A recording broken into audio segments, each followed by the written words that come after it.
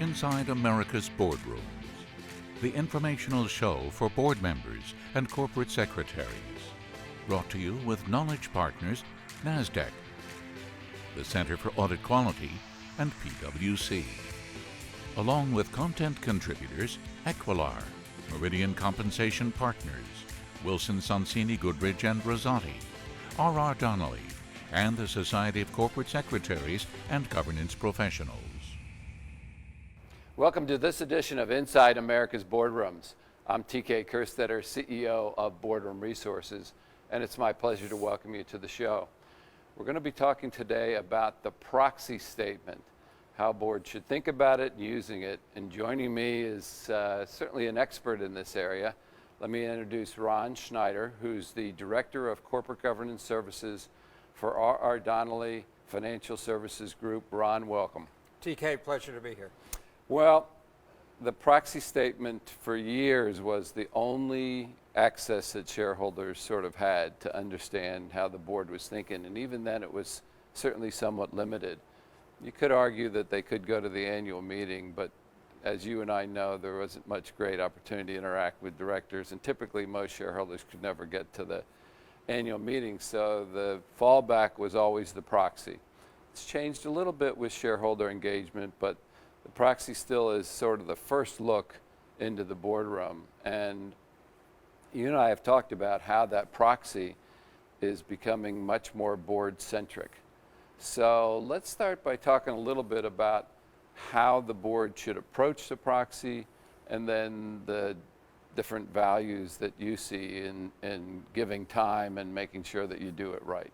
Sure, certainly, TK. And as you alluded, I mean, for years, election of directors was normally proposal one at the annual meeting. It continues to be, but there was little more than, biographical information, name, rank, serial number, not much beyond that for shareholders to go by.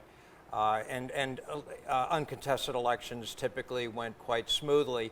But our research, surveys of institutional investors and through other means, reveals that many investors are using proxy information to impact their investing decision process in addition to their voting process. And they do report that some of the areas that they look for in investing as well as voting decisions have to do with board quality, independence, diversity, board oversight of risk, topics like that. So it makes sense to me from at least the investor standpoint that companies should consider going beyond the minimum traditional, sometimes boilerplate information and providing a little more insight into the board, its quality and operations. The proxy may not be the only method for that, but as you said, for many investors, it is their primary, if not their only window into the boardroom. Yeah, my beef with the proxy over the years is it just is getting bigger and bigger and more complex. I'm reasonably sure in 2016 that it won't get any smaller, and if you were a betting man, you would bet that it's going to get still larger yet. With the size and the complexity, how should a board go about ensuring that it can convey in a easy way, how effective they are as a board? Okay, well, proxies have grown longer. That is certainly true. Early in my career, over 30 years ago, typical proxy statement was 20 to 25 pages long. You may still see those now, but they're primarily emerging growth companies that are able to do that. And the average Russell 3000 proxy is now about 80 pages long. Many institutional investors report using the proxy not so much as a reading document as we would traditionally think of it, reading it from front to back, but rather as a reference document. So depending what topic they may be interested in, whether it's the pay for performance alignment or performance metrics or board tenure, they want to locate that information quickly. So therefore, navigation becomes very important. Also, if the old way of kind of hiding information, as they used to say, was hide it in the footnotes, the new way of having information in the proxy but not really ensuring that it's seen is to leave it in the text. And therefore, proxies are becoming more visual as well. Something that might be a process that could take a page to describe, perhaps it goes in a timeline. Something, a list of practices maybe belongs in a checklist. Things like shading and call-out boxes can be used to draw the eye to key content. And so, with the focus on compensation, the CD&A really is meant to explain the compensation committee's thinking. So ideally, it's written in their words, explaining, why they made certain decisions, not just what was done. And another area that we're seeing a lot of expansion and creativity is board diversity, not just in the text, but graphics. So we're seeing graphical illustrations of the diversity in age, not just gender, but age, in tenure, showing refreshment, skills, qualifications.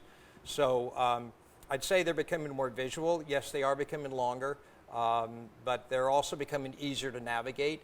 And whatever we talk about for the traditional printed and filed proxy, companies can always go beyond that in terms of color and enhanced navigation in the online version, which is the version most institutional investors report that they access. So, just so that we can provide the meat to this webcast, what are the most important sections of the proxy that boards should pay attention to, and particularly when they want to convey, again, how effective they are? Okay. The traditional half-page biographical paragraph for most companies is shrinking. Some of the standard information that people look for, age, director since, other boards served on, principal occupation, those are becoming pulled out of the text into bullets. The skills and qualifications language, which started for many companies as one or two sentences at the end of the bio, is now becoming beefed up and more customized for each director and made more easy to locate. So bios are shrinking, skills and qualifications are growing. As I said, if a company is trying to demonstrate different measures of diversity, and with the increased focus on board tenure and therefore refreshment and updating of skills and qualifications, while the data has always been in there, more companies are highlighting key changes or key measures of diversity graphically in that section. Some companies, as you know, are presenting a version of their board skills matrix for investors and others to see at a glance what are the key skill sets presently contained within the board. Some companies feel that's a bit risky, but other companies, about 10 or 12% of companies, larger companies, are doing that right now. Other sections, again, I mentioned the CD&A. The CD&A executive summary is probably the first destination for most investors, and written well, that may be their main and only destination. I would say a section that is rapidly transforming from boilerplate to more customized and specific is the paragraph or section on board oversight of risk, with the growing array of risks that are coming front and center and becoming very real for many people. Also, we're seeing more enhanced discussions of board overview of CEO performance evaluation, board evaluation, succession planning for both, and a very much growing section, as it is a growing activity, is a description of engagement activities in the proxy. Last year, one of your content contributors, EQUILAR, in an annual study of CD&A trends, reported that 65% of S&P 100 companies specifically discussed their engagement activities in their proxies. That's up from 7 of those companies only 5 years earlier. So I suspect there are more companies that do practice engagement and have not yet been taking credit for it. So I think we're going to continue to see an increase there as well. Yeah, well, we hope they're increasing with engagement. We certainly spend a lot of time on the show, and certainly the investors spend a lot of time on the importance of doing that. And the first step in that, again, is probably the proxy. The proxy seems to be the first step with all this. So one of the things that you do at R.R. Donnelley is you produce a very effective guidebook to help corporate secretaries and boards and in-house counsel and whatever through this process of creating a proxy. Just talk about that just a second, and then where can people typically get a copy of that because it's very useful. Well, thank you, TK. Donnelley is privileged to work with a large percentage of U.S. companies and on their proxies. And so we see a lot of creativity coming from our client base. If you think back 6, 7, 8 years ago, it was a relatively small handful of, quote, governance leader companies that were paving the way, adding things like proxy summaries, making aspects more visual, easy to locate. This practice is exploding. Every year, there's hundreds of more companies that have made significant initial steps to transform their document from a traditional 14A compliance focus to something more communicative and more digestible and useful for their investors. So what we've done is we've kind of cataloged some of what we see as the more interesting or shareholder-friendly visual sections, topics, and features from within our diverse client-based disclosures. So it's nothing that doesn't exist at sec.gov, but it may not be found. So rather than search, our guide doesn't work by company, it works by section, topic, or feature. And we do, it's free to anyone who wants to see it, freely available. There is a link. It is info.rrd.com/ then proxy guide, both initial caps with a underscore between proxy and guide. We'll make sure that we put that up, Ron. And it's also available at our website at boardroomresources.com, which is an easy click as well. So we encourage people to do that. I know for one that when I was in management and then subsequently on the board, you had to wade through SEC, to see what others were doing, you had to wade through.